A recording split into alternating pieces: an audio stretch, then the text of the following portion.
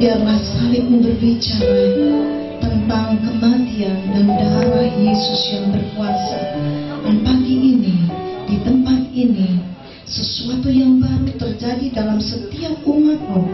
Ada kesegaran yang baru, ada pemulihan, ada kelimpahan, bahkan ada kesembuhan, dan ada kelepasan yang terikat oleh kuasa-kuasa gelap. Hari ini engkau membebaskannya, oleh karena darahmu yang berkuasa ada di sini. Dan kami beritakan pagi ini, haleluya. Pada sama-sama dengan saya katakan amin. Selamat pagi, saya tahu dia ada di sini, dan sejak puji-pujian dia sudah bertahta di tempat ini. Saudara dikasih Tuhan, hari-hari ini tidak ada sesuatu yang kebetulan terjadi bagi khususnya kota Bangkok, orang-orang Thailand. Saya percaya sekalipun di antara saudara adalah orang-orang Indonesia, tapi Tuhan khususkan untuk saudara ada di tempat ini. Amin. Sama seperti ketika Daniel dikhususkan oleh Tuhan, dibawa ke Babel. Sebenarnya saat-saat yang tidak enak dalam hidup Daniel. Daniel seorang pemuda, waktu itu mungkin masih remaja, harus berpisah dari orang tua, dalam keadaan terpaksa, dalam kondisi sebagai orang yang terjajah, orang yang terbelenggu, tahanan, dan dibawa ke Babel. Dan itu bukan sesuatu yang mudah. Tapi tahukah saudara bahwa Allah yang menyertai Daniel itu Allah yang selalu hadir, omnipotent, omnipresent, and omniscience. Dia sangat tahu semua keadaan kita. Allah yang dibawa oleh Daniel sehingga membuat Daniel menjadi orang yang terpenting di dalam negeri Babel. Allah yang sama yang menyertai saudara dan saya hari ini. Katakan amin. Engkau tidak sendiri. Apapun keadaan saudara, engkau boleh ada di Bangkok ini, boleh ada di Thailand, boleh menghadapi situasi hari-hari yang kelihatannya cukup menyeramkan, tetapi ketahuilah Tuhan yang mengantar saudara ada di tempat ini. Amen. Itu Tuhan yang sama yang mengantar Daniel ke Babel. Katakan amin. Yes. Nah, pagi ini kita lihat bahwa setelah kematian Yesus, maka 40 hari setelah kematian Yesus terjadi kebangkitan. Dan pada saat kebangkitan, mungkin nanti kita akan merayakan, saya nggak tahu Pak Olga, tanggal 13 Mei adalah hari kenaikan Isa Al-Masih, yaitu kebangkitan Yesus. Lalu 10 hari kemudian adalah hari Pentakosta. Hari Pentakosta berbicara tentang hari di mana Roh Kudus dicurahkan. Dan Roh Kudus adalah Roh Allah sendiri. Karena waktu Yesus pergi naik ke surga, Dia berkata, tidak sekali-kali pun aku meninggalkan kau seorang diri. Karena murid-murid begitu ketakutan.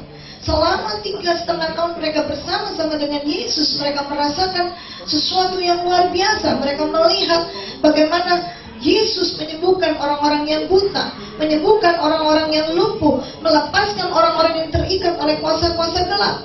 Dan pada saat di mana mereka rasa begitu nyaman, rasa begitu bersukacita bersama dengan Yesus, maka saat itu pula Yesus harus mati dan harus pergi naik ke surga. Saya bisa merasakan bagaimana hati para murid itu. Mereka merasa sedih, tapi juga mungkin gak percaya. Karena mungkin mereka berpikir begini, kok cuma sampai segini aja Tuhan Yesus?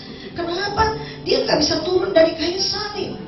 Ada banyak perkara-perkara besar di balik salib di mana Yesus melakukannya.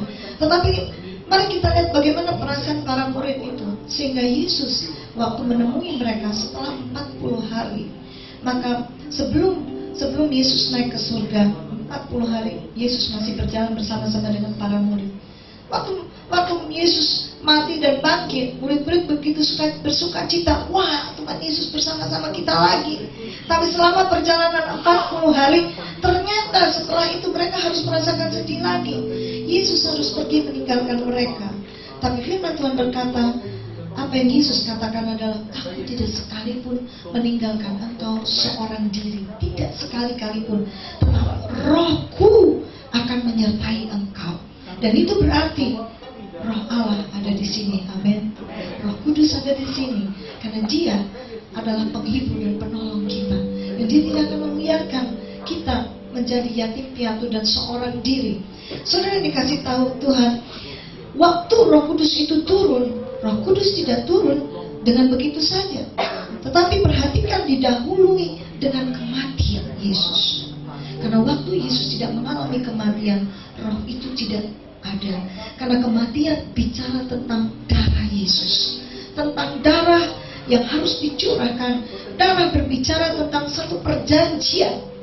Dan waktu darah itu dicurahkan, setelah darah dicurahkan, maka Roh Kudus itu turun. Kalau Yesus tidak mati di kayu salib, kalau darah itu tidak dicurahkan, saya sangat percaya sesuai dengan firman Tuhan bahwa Roh Kudus tidak diberikan.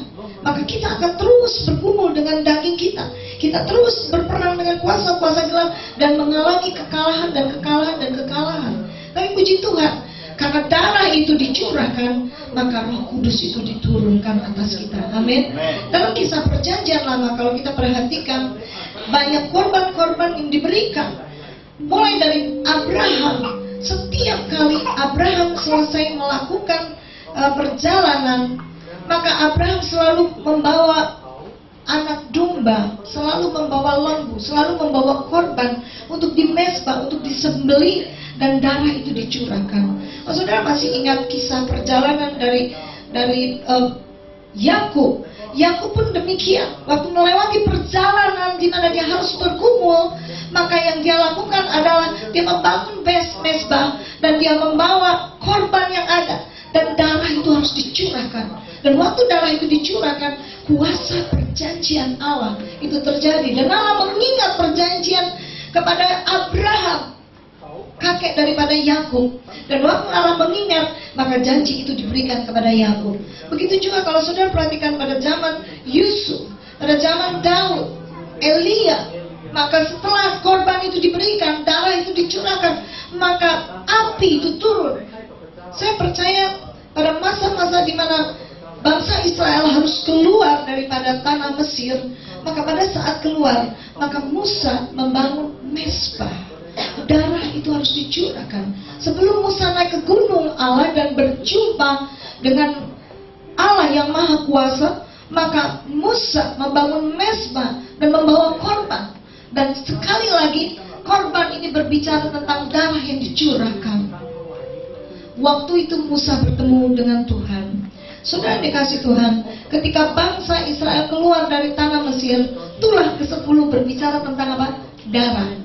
Waktu malaikat maut untuk membunuh setiap anak sulung, mulai dari binatang sampai manusia, sampai pada anak Firaun, maka Tuhan berfirman, malaikat maut akan melewatkan setiap pintu rumah yang dioleskan oleh darah.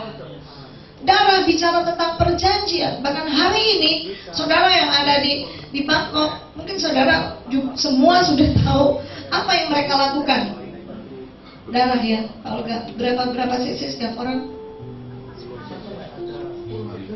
10 cc, nggak ada yang nyumbang kan di sini.